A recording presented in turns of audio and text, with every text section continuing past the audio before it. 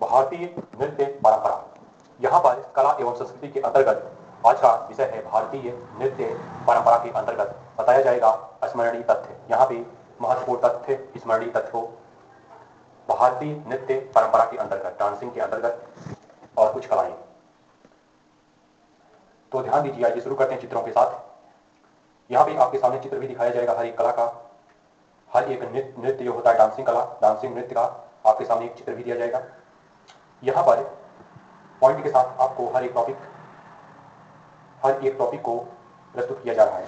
ध्यान दीजिए, ऐसा माना जाता है कि संसार में बढ़ते क्रोध है, दुख है एवं ईर्ष्या को देखते हुए ब्रह्मा ध्यानमग्न हुए तथा उन्होंने नाट्य संगीत की रचना की। यहाँ पे भारतीय नृत्य परंपरा के अंतर्गत पॉइंट बताया जा रहा है, ऐसा माना जाता है कि संसार में बढ़ते क्रोध है, दुख एवं ईर्ष्या को देखते हुए ब्रह्मा ध्यानमग्न हुए तथा उन्होंने नाट्य संगीत की रचना की। अगला पॉइंट, भारतीय पुराणों में नृत्य को दुष्ट नाशक एवं ईश्वर प्राप्ति का साधन बताया गया है। तो यहाँ पर भारतीय पुराणों में नृत्य को दुष्ट नाशक एवं ईश्वर प्राप्ति का साधन बताया गया। कहाँ पे बताया गया? तो भारतीय पुराणों में बताया गया है नृत्य को। अब यहाँ पे आगे भारतीय परंपरा में नृत्य कला के दो अंग स्वीकार किए गए हैं। पहला है तांडव और दूसरा है लास्य। तो यहाँ पे भारतीय परंपरा में नृत्य कला के दो अंग स्वीकार किए गए हैं, तांडव एवं लास्य भारतीय परंपरा में शामिल है। पॉइंट नृत्य कला के अंतर्गत है। आगे बात करते हैं, तांडव नृत्य का जनक भगवान महादेव यानी शंकर को माना जाता है, जबकि लास्य नृत्य का आरंभ देवी पार्वती से है। तो यहाँ पे जो तांडव नृत्य का जनक है भगवान महादेव यानी शंकर को माना जाता है, और वहीं जब बात आती है लास्य नृत्य की तो इसका आरंभ देवी पार्वती से माना जाता है। तो यहाँ पे तांडव दो प्रकार से व्यक्त किया जा सकता है। एक तांडव होता है आनंदमयी वाला और एक तांडव होता है संहारक वाला। आगे चलिए, भारत में पुरातात्विक एवं साहित्यिक स्रोतों के दृष्टिकोण से भारत में नृत्य कला की समृद्धि परंपरा विद्यमान रही है। भरत मुनि के नाट्य शास्त्र, वही बात करते हैं जब भरत मुनि के नाट्य शास्त्र की, तो भरत मुनि के नाट्य शास्त्र तथा आचार्य नंदिकेश्वर के अभिनय दर्पण को नृत्य के आदि ग्रंथ के रूप में मान्यता प्राप्त है। आगे भरत मुनि द्वारा पहली शताब्दी, यहाँ पे अगर बात करते हैं तो यहाँ पे शताब्दी नहीं होना चाहिए, तो यहाँ पे शब्दावली रहेगा। ध्यान दीजिए, यहाँ पे भरत मुनि द्वारा पहली शब्दावली में रचित नाट्य शास्त्र में नृत्य के सैद्धांतिक वर्णन के साथ ही नृत्य कला का सूक्ष्म विश्लेषण किया गया है भरत मुनि द्वारा। आगे भरत मुनि के नाट्य शास्त्र में वर्णित मुद्राएं ही भारतीय शास्त्रीय नृत्य का मूल आधार बनी। भरत मुनि के नाट्य शास्त्र में वर्णित जो मुद्राएं हैं, मुद्राएं ही भारतीय शास्त्रीय नृत्य का मूल आधार बनी। आगे पॉइंट, वर्तमान समय में भारत में 8 शास्त्रीय नृत्य प्रचलित है। अगर वर्तमान में भारत में बात करते हैं शास्त्रीय नृत्य की, तो वर्तमान में भारत में 8 शास्त्रीय नृत्य प्रचलित है। जैसे भरतनाट्यम, जैसे कथकली, जैसे मोहिनी अट्टम, जैसे कथक, जैसे मणिपुरी, जैसे कुचिपुड़ी, जैसे ओडिसी एवं सत्रिया। तो हो गया 8 शास्त्रीय नृत्य प्रचलित है भारत में वर्तमान समय में। इनमें से सत्रिया नृत्य शैली को संगीत नाटक अकादमी द्वारा 15 नवंबर 2000 को शास्त्रीय नृत्य की सूची में सम्मिलित किया गया है। आगे अब यहाँ पे अगला पॉइंट आपके सामने रखता हूं, जैसे ध्यान दीजिए। तो यहाँ पे भरतनाट्यम तमिलनाडु में प्रचलित शास्त्रीय नृत्य है। ये जो भरतनाट्यम तमिलनाडु में प्रचलित शास्त्रीय नृत्य है। आरंभिक दिनों में यह आरंभिक दिनों में यह मंदिर की देवदासियों द्वारा भगवान की मूर्ति के सामने किया जाता था। तो ये हो गया भरतनाट्यम का पॉइंट। अब आगे 20वीं शताब्दी 20वीं शताब्दी में रुक्मिणी देवी अरुणेल तथा ई कृष्ण अय्यर के प्रयासों ने इस नृत्य को सम्मान दिलाया, जिससे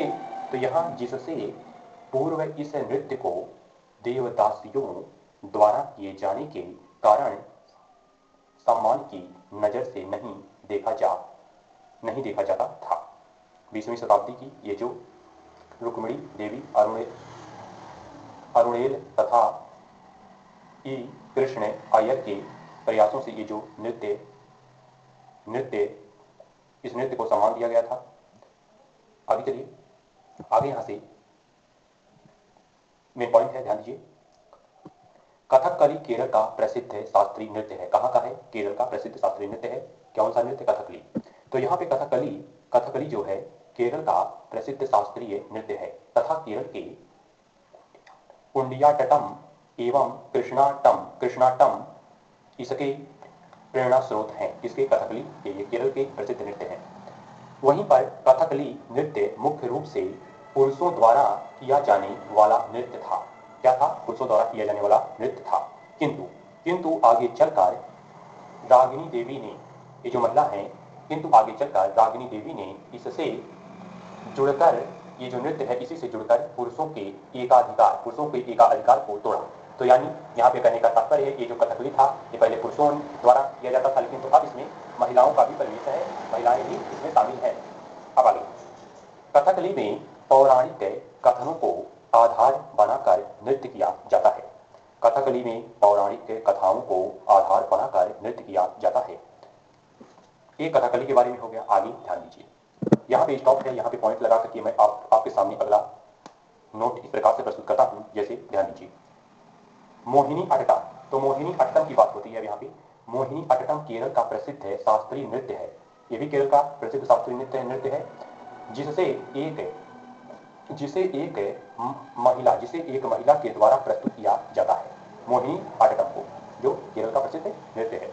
मोहिनी अट्टम एक लास्य प्रधान नृत्य है, जिसकी प्रस्तुति नाट्य शास्त्र के सिद्धांतों के अनुसार होती है। मोहिनी अट्टम आंखों एवं इशारों के लिए कथकली का ऋणी है। तो ये हो गया मोहिनी अट्टम के बारे में जो नृत्य है। अब आगे चलिए, आगे यहाँ पे बात करते हैं कुचिपुड़ी की। तो यहाँ पे कुचिपुड़ी जो है आंध्र प्रदेश में प्रचलित शास्त्रीय नृत्य शैली है। ये जो आंध्र प्रदेश का प्रसिद्ध है शास्त्रीय नृत्य शैली है, कौन सा? कुचिपुड़ी। तो कुचिपुड़ी इसमें हस्त मुद्राओं एवं पद संचालन पर विशेष जोर दिया जाता है।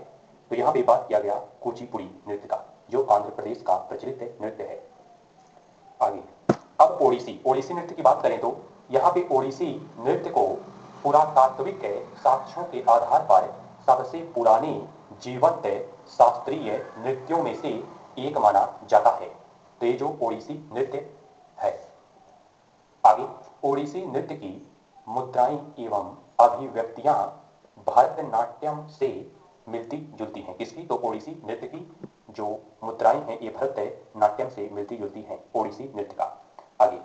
आगे बात करते हैं मणिपुरी नृत्य पे। अब आइए मणिपुरी नृत्य के बारे में बताते हैं। तो यहाँ पे कहना है मणिपुरी नृत्य भारत के अन्य नृत्य रूपों से भिन्न है।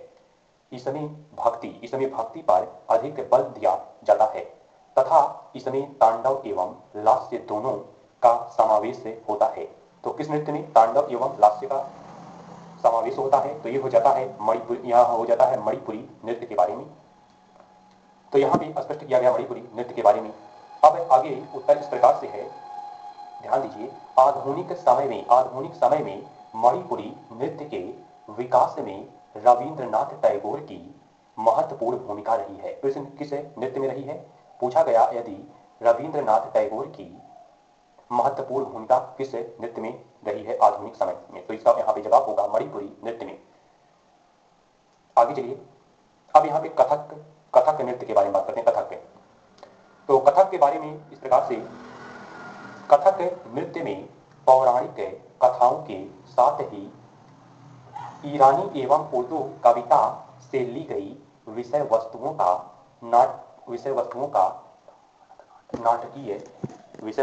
नाटकीय प्रस्तुतिकरण किया जाता है। तो यहाँ पे कथक नृत्य के पौराणिक गाथाओं के साथ ही ईरानी एवं उर्दू कविता से ली गई विषय वस्तुओं का नाटकीय प्रस्तुतिकरण किया जाता है। स्टॉप। कथक नृत्य में धर्म की अपेक्षा सौंदर्य बोध पर अधिक बल दिया जाता है। कथक नृत्य में आगे चलिए, अब यहाँ पे बात करते हैं सत्रीय नृत्य की। तो कहना है सत्रीय नृत्य असम में प्रचलित प्रसिद्ध नृत्य शैली है। इस नृत्य शैली के विकास का श्रेय प्रसिद्ध संत शंकरदेव को दिया जाता है। तो ये हो जाता है सत्रिया नृत्य।